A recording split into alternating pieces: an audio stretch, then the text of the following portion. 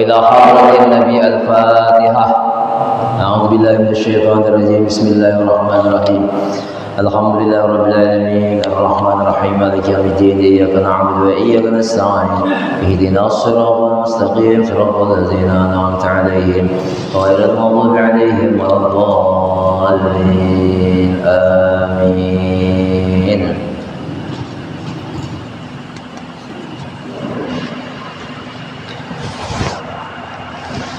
Bismillahirrahmanirrahim. Alhamdulillahirabbil alamin. Wassalatu wassalamu ala asyrafil mursalin sayyidina Muhammad wa alihi wa ashabihi ajma'in.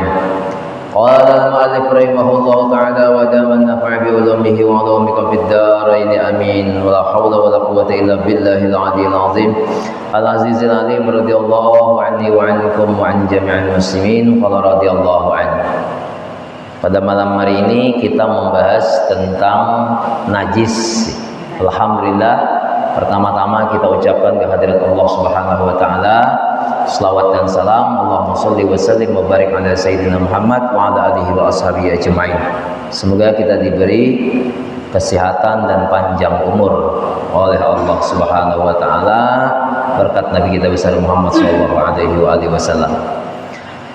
Najis terbahagi kepada tiga. Pertama, najis yang berat atau yang disebut di dalam bahasa Arabnya adalah mughallazah. Yang kedua, najis yang pertengahan atau bahasa Arabnya mutawassithah. Yang ketiga, najis yang ringan atau mukhaffafah. Jadi ada najis berat 100%, ada lagi najis tengah-tengah 50%, ada lagi najis yang ringan 25%. Tiga najis ini bagi orang Islam yang akil balik wajib tahu. Sekiranya mereka tidak tahu tentang tiga najis ini, maka bahayanya amal ibadah bisa atau tidak sah lantaran tidak tahu dengan tiga najis ini. Karena ibadah itu hubungannya juga dengan suci badan, pakaian, dan tempat. Contohnya ibadah sembahyang. Ibadah sembahyang wajib suci badan, pakaian, dan tempat daripada najis. Sedangkan najis kita tidak tahu. Nah, ini bisa berakibat fatal. Sembahyang tadi tidak sah lantaran kita tidak tahu hukum najisan. Jadi kita ulangi, najis yang pertama tadi adalah najis yang berat. Dua, najis pertengahan. Tiga, najis yang ringan. Kita bahas dahulu yang pertama, najis yang berat. Najis yang berat ini maksudnya membersihkannya itu lebih lama, lebih susah, lebih payah. Istilah wong Jawa itu angel, susah, payah. Membersihkannya itu payah, susah. Bahasa kitanya ngalih.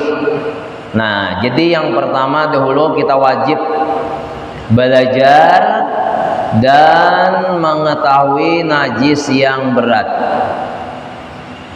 Najis yang berat ialah najis pertama kotoran. Kotoran itu bisa seperti tahi, kencing, air liur, peluh. Nah, itu tuh kotoran, tahi, kencing, air liur, dan peluh atau keringat. Tahi, Kencing, air liur, peluh, kotoran milik siapa? Milik anjing dan babi. Hanya kalau kita tidak ada sesuatu yang membuat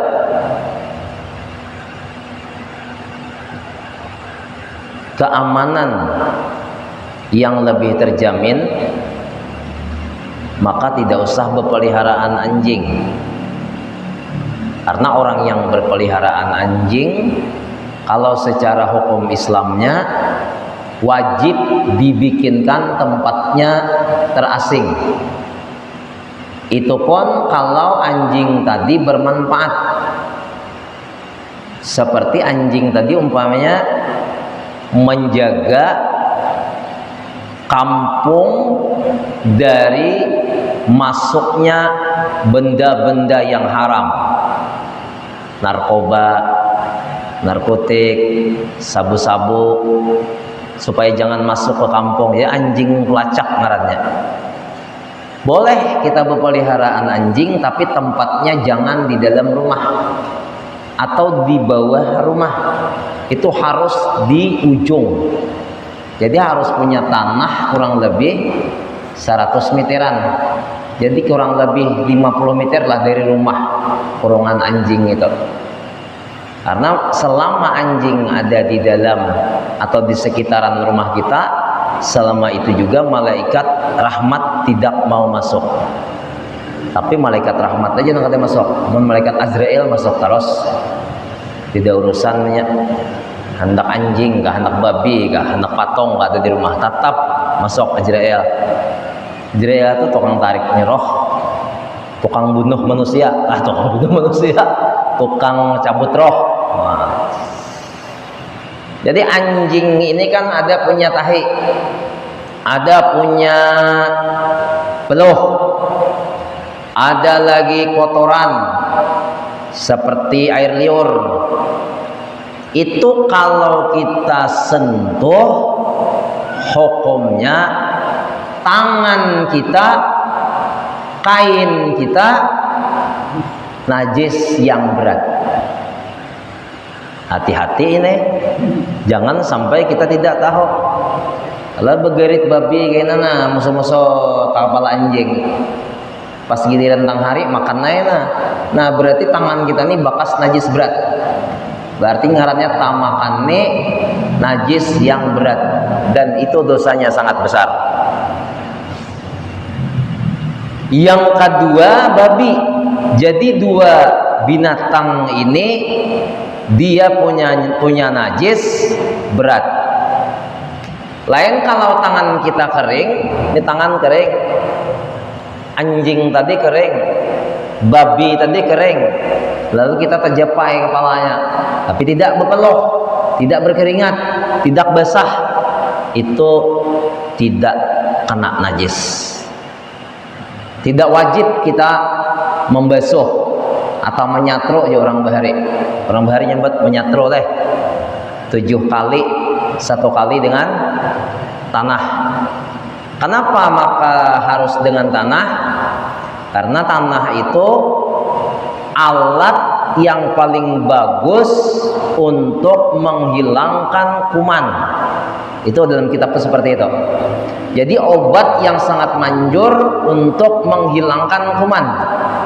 Contoh kalau kita digigit oleh tabuan, karawai, pipikat, binatang-binatang yang punya bisa.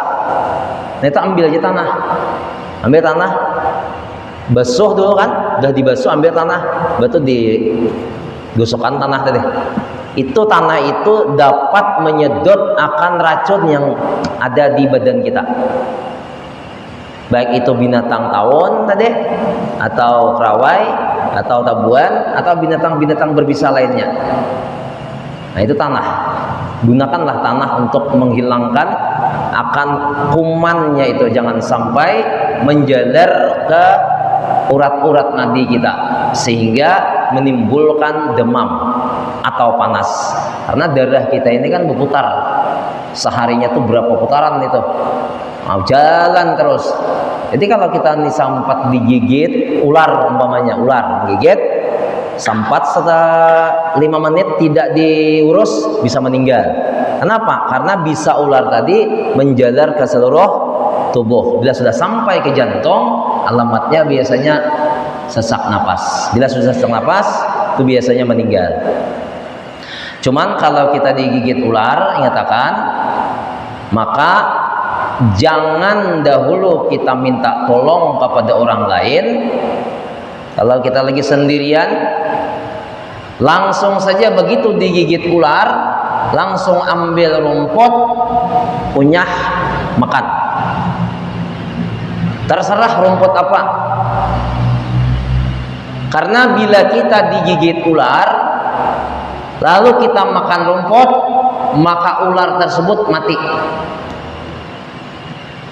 Tapi bila kita tidak memakan rumput, ular itu bila sudah menggigit orang, inya langsung lari ke semak. Bahasa Inggrisnya tuh ke pedang tagah. Nah, langsung ke pedang tagahnya. Untuk apa ular tadi ke pedang tagah? Menggigit atau memakan rumput. Bila terdahulu ular memakan rumput, alamatnya kita meninggal dunia. Biar dibawa ke rumah sakit Jepang sana atau Malaysia sana, Singapura, siapa di Selangor, tetap di Malaka kah? Malaka. Walaupun dibawa ke Malaka sana, tetap meninggal dunia. Karena aturan mainnya kayak itu sudah. Amun kala jengking menggigit, ujar orang bahari naik ke atas tunggul, jadi kaum naik ke atas tunggul. Hah? Berarti pokongkuak, pokongkuak. Ada yang tentang kayak itu mencoba akan naik ke atas tunggul, pokongkuak kayak ayam berkokok. Itu kalau kala jengking, jadi kita kala. Itulah orang bahari. Sampai wah ini ilmu itu masih ada lagi. Cuma kalau ular tadi itu kita harus makan rumput. Karena ular itu asalnya penduduk surga. Lalu dia membawa iblis ke dalam surga, ketahuan oleh Allah Ta'ala, kemudian diusir dari surga, tangannya dipotong, kakinya dipotong, lalu ular itu kada bebetis lagi, kada betangan lagi, dan mukanya berubah langsung menjadi seram. Karena ular ini aslinya penduduk surga. Nah, lalu oleh Allah Ta'ala diusir dari surga, dijatuhkan tepat di padang hutan. Makanya ular itu kalau pada hutannya di jazirah India dan Arab. Makanya orang India itu harat-harat main ular. Karena ular itu gugurnya di India misalnya. Jadi ular tadinya langsung makan rumput. Dan pekerjaan ular itu adalah menyakiti orang lain. Nah, jadi wajar kalau ular tewan bila dia menggigit sakit dan bisanya itu bisa mematikan. Apalagi ular kobra, ular tadung, dan lain-lain nama-nama ular. Dihafal juga ngaran ular nih macam-macam aja. Kalau ular tanah aja sanggup aja memutar ke tangan leh. Nah, aja mutar tahu kita. Jadi tangan rajen habis giginya di tangan migot. Ada bapak ada ular tanah aja. Boleh ular tanah. Nah, kemudian ular ini pulang apabila dia naik ke dalam rumah, itu bukan ular. Karena yang asli ular itu di tanah. Kalau di rumah itu namanya jin. Jadi kalau ada ular naik ke rumah, usahakan diusir dari rumah, jangan dibunuh. Kalau dia sudah menyentuh tanah, hanya bunuh. Pamannya kan kita mau usir, ada biasa di sudut-sudut seperti itu. Ada juga di dalam lemari biasanya kan. Mungkin orang ini kada bejakat loh kok. Masuknya ke dalam lemari. Atau periannya dalam lemari ini sudah lawas pakaian puluhan tahun di basusun baju atau sedekahkan kada didiami ular. Buka lemari pas ada ular. Nah, lalu ular tadi kita keluarkan dari rumah, amun wani. Enggak ada wani ya udah damkar biasanya penurusan, dan damkar jarang membunuh ular, apalagi ular piton tuh kita sawah. Nah, ular sawah, ular piton itu biasanya ditariknya di kepala, buntut, lamah tuh, ular piton tuh. Nah, kalaupun kita hendak menimpas, hendak menumbak, turunkan dulu dari rumah, hanyar timpas. Kalau kita bunuh di rumah, bahayanya kayaknya anak cucunya datang pulang, karena itu jin. Nah, itu bisa membahayakan lawan orang yang ada di dalam rumah. Jadi banyak berzikir aja lagi kalau sudah puas-puas membunuh ular dalam rumah, karena itu jin yang bersarang di dalam rumah karena cocok dengan liur ular. Cocok di ular aku berdiam di rumah nek. Atau memang rumah kita itu asalnya adalah tempat jin, lalu jin tadi masih mau lagi tinggal bekas perumahannya bahari. Makanya kalau kita bangun rumah, mohon maaf lah, kalau bangun rumah itu jangan sama lawan jin. Jin itu serba genap. Jadi bagus bikin rumah itu lebarnya ganjil, panjangnya ganjil. Belain lawan jin. Kalau jinnya genap, panjang genap, lebarnya genap juga. Namun secok selera jin ini karena jin banyak mendiame. Dan biasanya rumah yang genap 6, 8, 10, 12, panjangnya kayaknya 12, 8 atau 6. Itu panasan orang begadang dalam rumah. Panasan. Apalagi kan dibagi kipas sama sekali, tambah panas. Orang yang silaturahim ke rumah kita itu kalau tahan lawas. Hanya duduk hendak bulik sudah. Nah, itu akibat rumah di panasan. Nah, jadi bagi kita yang sudah terlanjur rumahnya genap, maka bacakan burdah.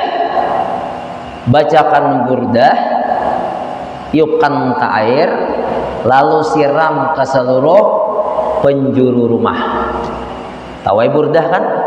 Kitab burdah dalam berjanji itu ada burdah ya. Maulaya sholli wa sallim daiman abadan ala habibika khairil khalqi kullihim. Ya Rabbi bil Mustafa baligh maqasidana wa fir lana ma madha ya wasi'al karami. Alhamdulillahi masyil khalqi min adami thumma salatu ala al-muhtari fil qidami. Maulaya sholli wa sallim daiman abadan ala habibika khairil khalqi kullihim. Amin tadakuri jiranin bidhi salami mazatadam anjarami mughlatim bidami. 166 bait. 160 bait. Baca di pekan kebanyo hanyar simurakan ke rumah. Nah, itu nang sudah terlanjur rumahnya genap.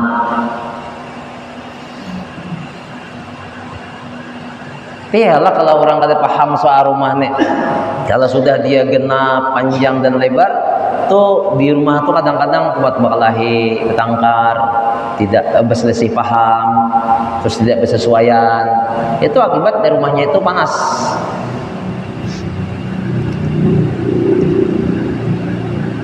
Nah, kita kembali kepada pembicaraan. Jadi tahi anjing, tahi babi, kencing anjing, liur babi, liur anjing, peluh babi, peluh anjing, atau kotoran salah satu dari anjing dan babi. Umpamanya kambing kawin dengan anjing, maka anaknya ini masuk hukum anjing. Komai. Kambing lalakiannya, anjing bebiniannya berenak, maka anaknya itu hukum anjing. Atau sebaliknya, anjing lalakiannya, kambing bebiniannya berenak, hukum anjing juga. Atau babi lah beristri, anjing beristri kambing, anaknya masuk hukum anjing. Dapat tidak? Umpama kambing beristri anjing, maka anaknya ini masuk hukum anjing. Demikian juga anjing beristri kambing, anaknya masuk hukum anjing. Nah, itu cara mensucikannya. Pertama-tama dihilangkan benda najis itu, kemudian dibasuh dengan air 7 kali. dan salah satunya dengan air yang bercampur tanah. Jadi bendanya dibuang dahulu, bendanya itu dibuang. Anjing tuh bahira, mohon maaf nih, di masjidnya umpamanya ada teh anjing, lain teh kambing, teh anjing. Jadi tahinya itu dibuang dulu, ambil sabut kah, tisu kah, apakah, pokoknya buang, habiskan. Udah dikukut tahinya tadi, hanya disiram dengan air sekali. Kemudian siram yang kedua dengan air yang bercampur tanah. Jangan siraman yang ketujuh kenyar tanah. Amun siraman yang ketujuh iget tay pulang bekelon tanah ya lah. Makanya tadi bacaannya salah satunya dengan air yang bercampur tanah. Jadi dengan tanah itu yang kedua, atau yang ketiga, atau yang keempat, atau yang kelima, atau yang keenam. Jangan tanahnya nomor 7. Kalau banyu yang bercampur tanah nomor 7 bakalan membasuh pulang, bakalan membasuh bekas tanah tadi. Makanya kalau tidak kedua, ketiga, dan seterusnya, jangan yang ketujuh. Pokoknya yang ketujuh ini dengan air yang bersih. Yang pasnya itu nomor 5 lah lawan tanah tadi. Jadi 6, 7 itu akan pakai baju bersih. Itu cara membersihkan najis anjing dan babi. Makanya jangan nak bahar anjing. Nggak ada perlu tuh sama bahar anjing. Malaikat pada mau masuk ke dalam rumah, najisnya alih maharago. Apalagi anjing jadi kawan seharian. Begininya. Di sini aja, makan bersamaan aja. Ada nangka itu. Maka agama Islam, kalau orang agama lain daripada Islam kata bapak, nah mau masuk ke anjing, sakanya makan bersamaan. Umay aja kok, aku nih hendak menagur ngalih juga. Karena orang nangka itu ditagur pasti tampiling nyawa. Adanya nyamanan menagur orang berdepan. Jadi salah satu caranya dengan cara membaca kitab aja lagi. Nah, jadi kita aja lagi menyikapi kayak apa caranya supaya jangan sampai kita ini tidak tahu tentang hukum anjing. Anjing itu umpamanya basah awaknya, bebesahan anjing nih, masuk ke masjid, ngalih benar urusan. Masjid kami dahulu suah dimasuki anjing, gotong royong membasuh, adanya nyamanan membasuh. Siram dengan banyu bersih, batu siram lagi sekali, yang kelima keenam, yang keempat kelima siram lawan banyu tanah, batu hanya siram pulang lawan banyu bersih, malapahnya. Akhirnya diulahkan pagar, ampe anjing masuk, ya kayak ini juga nah pagar. Jadi memagar masjid itu hukumnya wajib bila di situ banyak anjing. Amun banyak maling aja kada wajib belum. Amun banyak anjing nang wajib. Nah maling ini berpagar kan bisa naik juga. Pagar kayak itu besiol lah ya maling naik tomleh. Ada pacangan, kunci juga nyaman maling kok kunci kalau maling, amun anjing kena kau kunci. Makanya manusia ini lebih parah daripada anjing. Ujar anjing, aku nih najis, tapi ada lagi lebih najis pada aku, manusia aja. Manusia tuh banyak manjat pada aku anjing. Aku kayak ini disuruh cuntan gitu orang anjing sampai buka kunci, soal anjing buka kunci. Sebuah manusia buka kunci jadi bungkarnya. Jadi jahat manusia daripada anjing. Makanya binatang itu ada hikmahnya, seluruh binatang itu ada hikmahnya. Kenapa diciptakan najisnya itu berat. Nah, beginilah cara kita membersihkan kotoran dari kotoran milik anjing, namanya najis yang berat. Pokoknya selain daripada anjing itu tidak ada yang beratnya. Selain daripada anjing itu hukumnya pertengahan atau najis yang ringan. Jadi bahari kami itu bisa begerit Nah, bisa begerit leh. Kalau aku bebas hari menumbak babi. Lagi halus tuh kayak itu tuh. Biasa mah mati babi sudah. Menjam aku na arwah nenek. Aku bisa menjerat bahari, menjerat babi. Babi bahari kan sampai ke berumahan, Bang. Nanti kabun enggak. Jerat karena betaring panjangnya babinya. Jadi kalau kurakan lawan bubuannya, kadang hendaknya menumbak. Naik ke rumah paninian, menjamnya tumbak sagan apa aja sih den. Berangai aja kok. Nah, sebab pun hendak ditumbakkan ke babi sarik hiden.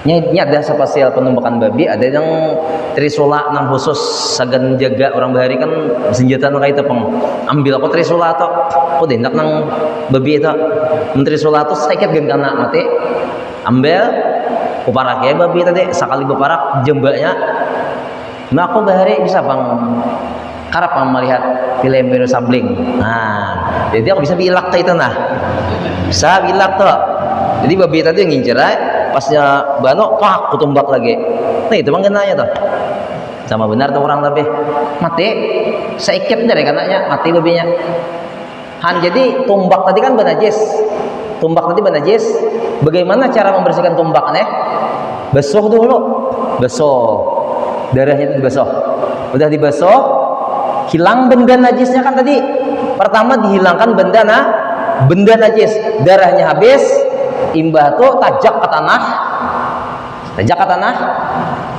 ada bangang alih mah tajak batu bersihkan pulang hilangkan tanahnya batu hanyar colok ke banyu 1, 2, 3, 4, 5 selesai karena tadi banyu sekali sudah tanah sekali ya kok 2 jadi tinggal colopakan 1, 2, 3, 4, 5 udah sama kita berudu di dalam air mah basuh muha jadi tangannya kayak apa caranya ada pang basilah naik ke atas no aja ada langsung aja nanti goyang-goyang 1, 2, 3 sebelahnya 1, 2, 3 betis pang 1, 2, 3 jadi dalam banyu pang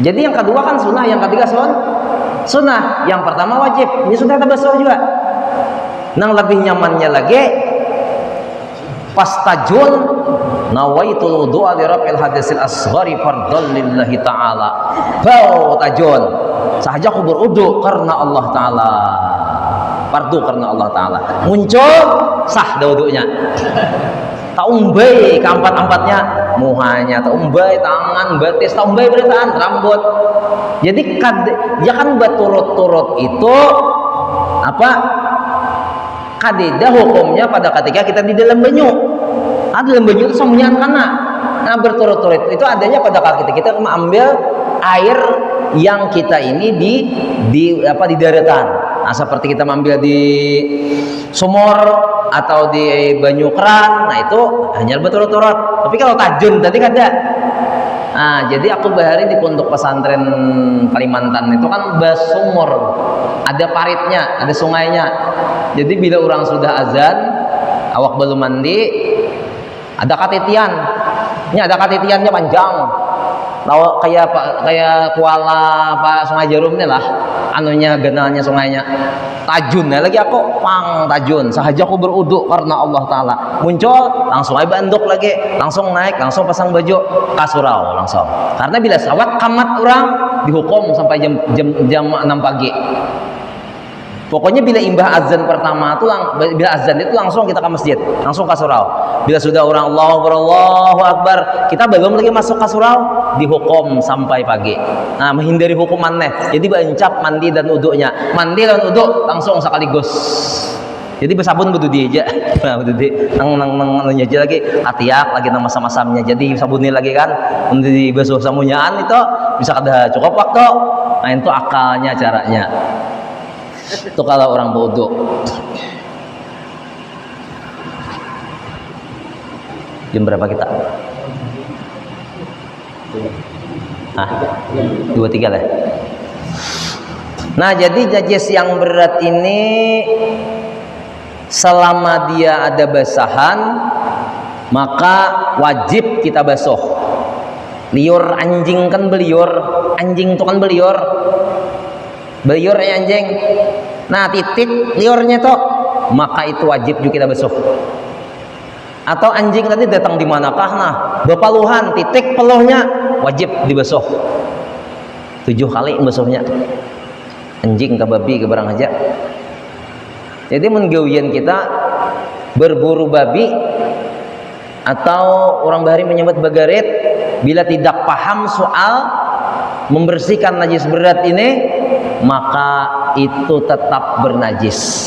Contohlah, aku nih menjepai anjing, tanganku basah, bepaluh lagi, jepai kau anjing kayak ini. Nah,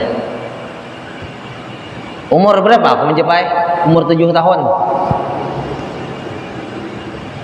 Tahun 2026 ini umurku sudah 44-45.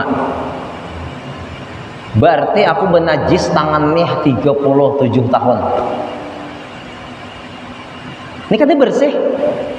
Selama tidak dibasuh 7 kali dan disatru dengan tanah, maka selama itu juga bernajis masih tangan tadi. Sampai kita tahu hukumnya. Paham loh oleh?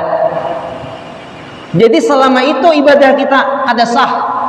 Karena ibadah sembahyang wajib bersih badan. Pahamkah? Nah, atau kita umpamanya kena darah babi.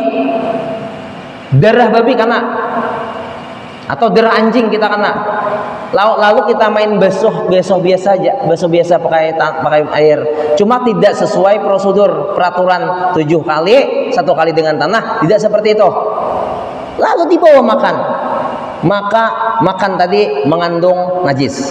Bawa sembahyang, maka sembahyangnya bernajis, hukumnya tidak sah. Bawa lagi kita udunya juga tetap. Ngapa seperti ini? Karena kita membasuh najis tidak sesuai dengan peraturan yang ada di dalam hukum fikih. Berapa lama kita seperti ini? 10 tahun. Maka 10 tahun kita menanggung najis. 20 tahun, berarti 20 tahun kita menanggung najis. 30 tahun, 30 tahun kita menanggung najis. Sampai mati, berarti sampai mati kita menanggung najis. Berarti sembahyang kita mulai umur 7 tahun sampai mati kadidenang diterimanya oleh Allah Ta'ala. Kada sah. Inilah bahayanya bagi orang yang tidak paham hukum najis. Jadi lamun orang, makanya ibadahnya orang berilmu itu sarakaat lebih baik. Ujar syaitan lah, 1000 orang yang ahli ibadah lebih nyaman, lebih gampang menggoda daripada ahli pakih seikong. Ahli pakih seikong darah. Yang ahli ibadah 1000 nyaman nang ahli ibadah ini digoda uji iblis daripada nang ahli pakih tadi walau seikong. Apalagi nang kada ahli ibadah. Sudahlah kada alim, kada ibadah pulang mungkin jutaan aku samaan seikong. Jadi ilmu itu sangat berharga. Sangat berharga. Ilmu dipakai atau tidak dipakai tetap bermanfaat. Tapi kalau amal kada berilmu, kada bermanfaat. Lamun kayak tadi kan kita tahu sudah bahwa anjing najis, anjing babi ini najis. Bila hendak sembahyang pasti disatrunya. Walaupun ya kada makai 2 tahun dah imbah tahu hukumnya ada suah sembahyang. Sekali hendak sembahyang ingatnya suah menjapai anjing, basuhnya dahulu. Karena bermanfaat bila orang berisi ilmu. Mudahan kita seberataan dipahamkan oleh Allah Subhanahu wa taala tentang ilmu agama. Amin. Allahumma amin. Dengan ini selamat kita dunia wal akhirah. Al-Fatihah.